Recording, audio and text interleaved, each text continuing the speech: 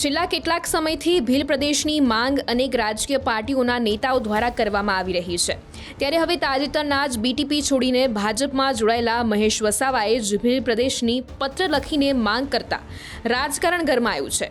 આ મામલે સાંસદ મનસુખ વસાવાનું મહત્વનું નિવેદન સામે આવ્યું છે। મનસુખ વસાવાએ જણાવ્યું હતું કે જે લોકો ભીલ પ્રદેશની માંગણી કરી રહ્યા છે તે ખોટી શક્તિ વેડફી રહ્યા છે।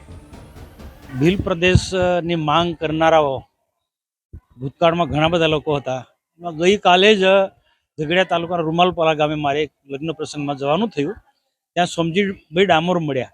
એ પોતે પણ કહ્યું કે ભાઈ આ એક જે તે સમયે અમે ખોટી શક્તિ વેડફી, એ માંગ જ અમારી ખોટી હતી।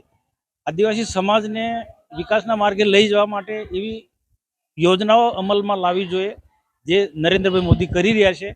એટલે વિકાસની વાતો કરવી જોઈએ, અલગ ભીલ પ્રદેશની માંગણી એ બિલકુલ ખોટી છે અને બિલકુલ એમનો એજન્ડા જ નથી। પહેલા એજન્ડા જાહેર કરે કે અમારા ભીલ પ્રદેશમાં કયા કયા રાજ્યો હશે, એનું રાજધાની ક્યાં હશે।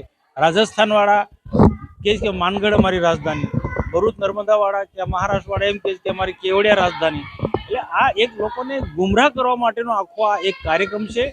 કારણ કે નરેન્દ્રભાઈ મોદીની સરકાર ખૂબ આક્રમક રીતના, સપોર્ટ રીતના દેશના વિકાસના માટે કામ કરી રહી છે, આદિવાસીઓ માટે કામ કરી રહી છે। એ જ રીતના રાજ્ય સરકાર પણ ભૂપેન્દ્રભાઈ પટેલના નેતૃત્વમાં ખૂબ સુંદર પ્રકારના આદિવાસીઓના ગરીબોના કામો કરી રહ્યા છે। અને સાચો આદિવાસીઓને વિકાસ કરવો હોય તો શિક્ષણ પર ભાર મૂકવો જોઈએ। મહેશભાઈ હું જાણી લઈશ કે મહેશભાઈની માંગણી તદ્દન ખોટી હશે। હું મહેશભાઈના પત્ર સાથે કે એમની જે માંગણી સાથે હું સહમત નથી। કામ મેળ ક્યાં બેસવાના છે? બધી પાર્ટીના લોકો ભેગા થવાના છે। પહેલા તો બધી પાર્ટીના લોકો ભેગા કહે, કોંગ્રેસ હોય, આમ આદમી પાર્ટી હોય, ભાજપ છે કે બીજી જે પણ કોઈ દેશની જે બધી પાર્ટીઓ છે, મધ્યપ્રદેશમાં પણ કેટલા પેલા રાજકુમારની બધાની અલગ અલગ બાપ પાર્ટી છે, આ બધા લોકો ભેગા થાય તો એ શક્ય નથી। એ ભૂતકાળમાં બધા આવા બધા પ્રયત્નો બધા લોકો કરી રહ્યા છે। દિગ્ગજ નેતા હોય આવા પ્રયાસો કર્યા છે, સોમજી ડામોરથી માંડીને બધા લોકોએ, એ બધા એમાં એમને સફળતા નથી મળી।